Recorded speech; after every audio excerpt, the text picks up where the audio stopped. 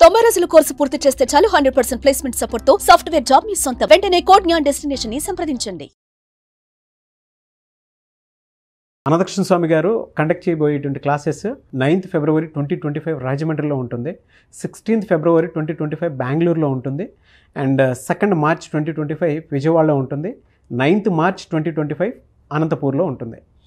So enrol చేసుకోవాలి అనుకునేటువంటి వాళ్ళు వెంటనే స్క్రీన్ మీద కనిపిస్తున్న నెంబర్కి సంప్రదించండి. నమస్కారం డాక్టర్ శ్రీ ఆచార్య అనంతకృష్ణ స్వామి గారు. సో ప్రీవియస్ వీడియోలో థర్డ్ ఐ యాక్టివేషన్ గురించి మీరు మాట్లాడటం జరిగింది. ఒక మనిషి నిజంగానే అతీంద్రియ శక్తులు ఎక్కడి నుంచి వస్తాయి అని అంటే, మీరు చెప్పినటువంటి ఆ థీరీలో నాకు బాగా అర్థమైంది. సెల్ఫ్ని బాగా డెవలప్ చేసుకోవటం, తనలో తను ప్రయాణించడం, అప్పుడు మాత్రమే ఏదైనా సరే. అంటే మనిషిలో కోతిని రానిస్తే మనం ఏం చేయలేము. కోతిని రానియకుండా తన్ని తను కనుక డీల్ చేసుకోగలిగితే థర్డ్ ఐ యాక్టివేట్ అవుతుంది అని చెప్పేసి చెప్పడానికి త్రూ మెడిటేషన్ సాధ్యం. అదే వెరీ పవర్ఫుల్ వీడియో. అదే మనీ మంత్ర వీడియోలో ఏం చెప్తున్నారు? మన కాన్సెప్ట్ ఏంటంటే ఎవరు కూడా ఆర్థికంగా ఇబ్బందులు పడి చావడానికి లేదు. ఓకే, ఆదిశంకరాచార్యులు గారి యొక్క ఆలోచన ఏంటంటే ఎవరు కూడా ఆకలికి చావడానికి లేదు. అందుకే అన్నపూర్ణ దగ్గర వెళ్ళేసి అన్నపూర్ణ అష్టకం చదివాడు ఆయన.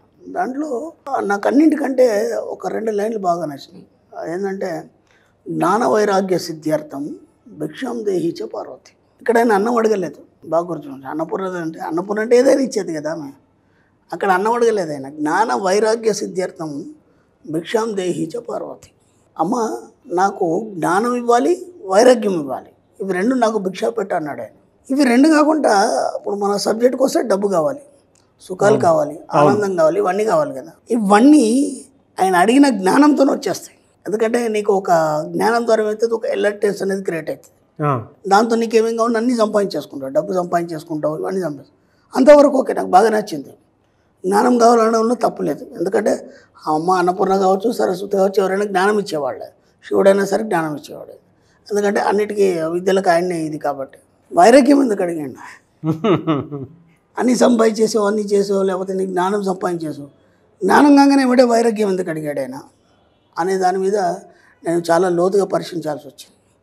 ఇప్పుడు నేను ఇంతకుముందు కూడా చెప్పాను ఏంటంటే, ఇంతకుముందంటే నాకు ఏదైనా డౌట్ వచ్చింది, గురువుగారు ఉన్నారు, గురుగారు ముందు కూర్చొని అయ్యా అని చెప్పేసి కాళ్ళు పట్టుకుంటే ఏదైనా చెప్తాడు, ఇది కాదు ఇది కాదు. ఇప్పుడు చెప్పడానికి ఎవరు లేరు నాకు. కాబట్టి నేనే నా మనసును గురువుగా చేసుకొని నా మనసునే అడగాల్సి వస్తుంది. ఎవరి మనసు వాళ్ళకి గురువు కదా. కాబట్టి నా మనసునే గురువుగా భావించి ఈ క్వశ్చన్ ఏంటి, దీనికి ఆన్సర్ ఏంటి, అర్థమైందా? ఇక్కడ మన సబ్జెక్ట్లో ఒక వర్డ్ చెప్పబడింది. నీకు ఒక సమస్య వచ్చింది, లేదా ఒక కష్టం వచ్చింది, ఒక బాధ వచ్చింది, లేదా దాదాపు నీకు తెలిసిన వయసు నుంచి ఇప్పటి వరకు నువ్వు కష్టపడుతూనే ఉన్నావు, ఎన్ని ప్రయత్నాలు చేసినా నీ లైఫ్ అనేది సెట్ అవుతలేదు. అవును, ఓకేనా? దానికి నీకు తెలిసినటువంటి ఒక జ్యోతిషుడి దగ్గర పోయినావు, లేదంటే ఒక దేవుడికి మొక్కు జరిగించినావు, లేదంటే ఒక గురువు దగ్గర పోయినావు, ఇవన్నీ చేసినావు, అయినా నీ లైఫ్ సెట్ అవ్వట్లేదు, అయినా ఆ సమస్యకు పరిష్కారం దొరకట్లేదు. అలాంటప్పుడు ఇక్కడ మన సబ్జెక్ట్ ఏం చెప్తుందంటే, నీ లైఫ్ ఎంతకు సెట్ అయ్యట్లేదు, నీకు ఏం అర్థం కావట్లేదు, ఎక్కడ దారి దొరకట్లేదు, అలాంటప్పుడు నీ సుప్త చేతన సహాయం తీసుకోమని చెప్తుంది మన సబ్జెక్ట్. ఎంత అద్భుతంగా ఉంది. మనం ఏమనుకుంటాం, ఇక నన్ను కాపాడేవాడు ఎవడు లేడా, నా వెనకాల ఎవడు లేడా, నన్ను ఎవడు కాపాడతాడు, ఇన్ని చేసినా ఫలితం లేదే, ఎన్ని చేసినా ఫెయిల్ అయిపోతుంది, ఒక నీరసం నిస్సత్తుతోని ఆత్మహత్య ప్రయత్నాల దాకా వెళ్ళిపోయిన వాళ్ళు చాలామంది ఉంటారు. అలాంటి సమయంలో ఏం చెప్తాడంటే, నీకు ఎలాంటి అర్థం కాని పరిస్థితుల్లో నీ సుప్త చేతన సహాయం తీసుకోమని చెప్పాడు. ఇప్పుడు నేను అదే చేశాను. నా గురువు ఎవరు? నా సుప్త చేతనాత్మక మనస్సు. నా మనసును నేను గురువు చేసుకొని అడిగినప్పుడు నాకు ఆలోచన వచ్చింది, ఎంత అద్భుతంగా అడిగాడు ఆయన. ఎందుకంటే మామూలు కదా, ఆదిగా శంకరాచార్యులు వైరాగ్యం ఎందుకు అడిగాడు, నాకు అక్కడ పాయింట్ అది కావాలి. దాన్ని 2-3 రోజులు నేను పడుకునేప్పుడు ఆలోచిస్తున్నాను, దీనికి నాకు ఆన్సర్ కావాలి. ఎంత చక్కగా చెప్పాడంటే ఆయన. ఎందుకు వైరాగ్యం అడిగాడంటే, జ్ఞానం ద్వారా డబ్బు సంపాదించావు, డబ్బు లేనంత మటుకు డబ్బు గురించి ఆలోచిస్తూ ఉన్నాం, అర్థమైందా? ఆకలి అయినంత మటుకు అన్నం గురించి ఆలోచిస్తావు. ఇప్పుడు మనకు లంచ్ టైం అయింది, ఆ విపరీతం ఆకలి అవుతుంది, మా పంచ పరమాణాలన్నీ పెట్టేసాం మనం, పంచపక్ష పరమాణాలన్నీ హాయిగా తృప్తిగా తిన్నాం. ఏమంటే 10 నిమిషాల తర్వాత మళ్ళీ పెడతా అంటే తినలేవు, అంటే దాని గురించి ఆలోచన లేదు. రాత్రి వరకు తిండి గురించి ఆలోచన, డబ్బు లేదు కాబట్టి డబ్బు గురించి ఆలోచిస్తున్నావు, పుష్కలంగా డబ్బు వచ్చేస్తుంది, అయిపోయింది, డబ్బు గురించి ఆలోచన లేదు. సుఖాల గురించి, ఈ డబ్బు ద్వారా అన్ని సుఖాలు పొందొచ్చు, ఈ డబ్బు ద్వారా అన్ని సుఖాలు పొందొచ్చు, దాదాపు పొందొచ్చు, 99% పొందొచ్చు. ఓకేనా? ఇప్పుడు ఇక్కడ డబ్బు వచ్చేసింది, నీ ఆకలి తీరింది, దేనికోసం నువ్వు అరులు చాచి అవసరం లేదు, ఇక్కడ నువ్వు చక్రవర్తి వై కూర్చున్నావు. నీ రాజ్యంలో ఎలాంటి లోటు లేకుండా అన్నీ సంపూర్ణంగా ఉన్నాయి. ఇంకా నీకు కావాల్సింది ఏమీ లేదు. అప్పుడు ఏమైపోతుందంటే నీ మనసు శూన్యతను చెందుతుంది.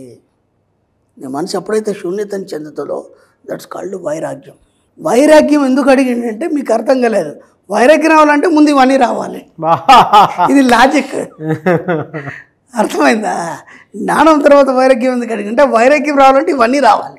ఇవన్నీ వస్తే వీటి మీద కోరికలు పోతాయి. కాబట్టి ఇక్కడ ఎలా ఉంటుందంటే నేను కొన్ని జాతకాలు చూసాము, నేను జ్యోతిష్యం కూడా అవన్నీ ఎలుగబెట్టినాం కదా ఇంతకుముందు. విచిత్రం ఏంటంటే ఒక జాతకాన్ని చూశాను, చాలా భలే ఉంటుంది. ఆ చేతిలో ధనరేఖ లేదు, ఏమీ లేదు. కానీ అతనికి ఆ వ్యయ స్థానంలో 12వ స్థానంలో శని ఉన్నాడు, అంటే విపరీతం ఖర్చు. ఇక్కడ లాజిక్ ఏంటంటే వీడి దగ్గర డబ్బు నిలవదు, అంతకు డబ్బు నిలవదు. కానీ వీడు బాగా ఖర్చు పెడతాడు. డబ్బే రాదు, డబ్బే నిలవదు. ఎలా ఖర్చు పెడతాడంటే వ్యయంలో శని ఉన్నాడు కాబట్టి ఖర్చు పెట్టడానికి వీడి దగ్గర డబ్బు వస్తుంది. ఇది లాజిక్. అర్థమైందా? నేను మన సబ్జెక్ట్లో ఇంకా కూడా చెప్తాను. నీకు యోగం లేదు, లేదంటే సబ్జెక్ట్ అర్థం కాలేదు, ఏం కాలేదు, నువ్వేం చేస్తావంటే ఇతరుల కోసం డబ్బు కోరుకో, నీకోసం కోరుకోకు. నీకోసం కోరుకునే ఇంతవరకు రాలేదు కదా, ఇతరుల కోసం కోరుకో. నేను అదే చెప్తాను. మన సబ్జెక్ట్లో మనం సేవా దృక్పథంలో వచ్చిన దాంట్లో 10% ఇంత ఇస్తామని అంటాం. అంటే ఒక గోసేవకు కానీ లేకపోతే అర్బన్ హౌసెస్ కానీ ఇవన్నీ. ఇప్పుడు చెప్పినప్పుడు ఏమైందంటే నీ కోసం రాదు, అది వాళ్ళ కోసం వస్తుంది. అర్థమైందా? వాళ్ళ కోసం వస్తుంది. గురు శిష్య పరంపరలో గురువు ఒక మాట చెప్పాడు శిష్యుడికి, ఏమనంటే అంతేందుకు కచ్చి బ్రహ్మచార్య ఉన్నాడు. ఆయన దగ్గరికి ఎవరు జనాలు వచ్చి ఏదైనా సమస్య చెప్తే ఆయన ఇలా చూసి వెళ్ళి అమ్మకి చెప్పి రాపోరా అనేది. అమ్మ కంచి కామాక్షమ్మ చెప్పు, నీ పని అయిపోతే చేసేస్తుంది ఆమె అని చెప్పేది. ఈయన నేను చేస్తా ఇలా అవుతుంది ఏం సలహాలు ఇచ్చేది కాదు. కామాక్షికి చెప్పు, అయిపోతుంది, ఆమె చేసేస్తుంది అనేది. ఇప్పుడు సమస్య ఏంటంటే వాడు ఎంత జటిలమైన సమస్య అయినా సరే కామాక్షమ్మ దగ్గర పోయి మొక్కితే కామాక్షమ్మ ఎందుకు చేయాలంటే, ఇక్కడ లాజిక్ అది బాగా గుర్తుంచుకోండి. కామాక్షమ్మ ఎందుకు చేయాలంటే వాడి యోగం లేకపోయినా చేయాలి. ఎందుకు? గురువు మాట కాదని లేక చేయాలి. అది లాజిక్. ఇలా కొన్ని లాజిక్స్ ఉంటాయి మన సబ్జెక్ట్లో. ఆ లాజిక్ని ఎప్పుడైతే పట్టుకుంటామో ఖచ్చితంగా సాధ్యమవుతుంది. అందుకే ఇక్కడ ఆయన ఏం చెప్పాడంటే జ్ఞాన వైరాగ్య సిద్ధ్యర్థం భిక్షాం దేహి చ పార్వతి. కాబట్టి ఆ వైరాగ్యం వచ్చే ముందు ఇవన్నీ వస్తాయి నీకు, కాబట్టి అది ఒకటి కోరుకుంటే ఇవన్నీ వచ్చేస్తాయి. కాబట్టి మీరు కూడా ఏం కోరుకోవాలంటే జ్ఞాన వైరాగ్య సిద్ధార్థమే కోరుకోవాలి. అప్పుడు అర్థమైంది. 3-4 రోజులు ఫైట్ చేసిన తర్వాత ఆయన ఎందుకు అలా కోరుకున్నాడు, అసలు దానికి కారణం ఏంది, ఎమ్మటి దీని తర్వాత ఎక్కడ కూడా సుఖాన్ని కోరలేదు, డబ్బు కోరలేదు, ఆనందం కోరలేదు, ఆరోగ్యం కోరలేదు, హాయిని కోరలేదు, ఏమి కోరలేదు. అంటే ఆ వైరాగ్యం ముందు ఇవన్నీ రెడీ ఉన్నాయి సిద్ధంగా. మనకి ఇవి కనిపించట్లేదు, అదొకటే కనిపిస్తుంది, పర్లేదు దాన్నే కోరికేసుకోండి అన్నీ వచ్చేస్తాయి అని చెప్పిండి ఆయన. ఫ్యాంటాస్టిక్ నాలెడ్జ్ అండి. ఎనీవేస్ థ్యాంక్ యూ అండి. Thank you so much doctor Shri Acharya Anantakrishna Swami garu. Thank you అండి.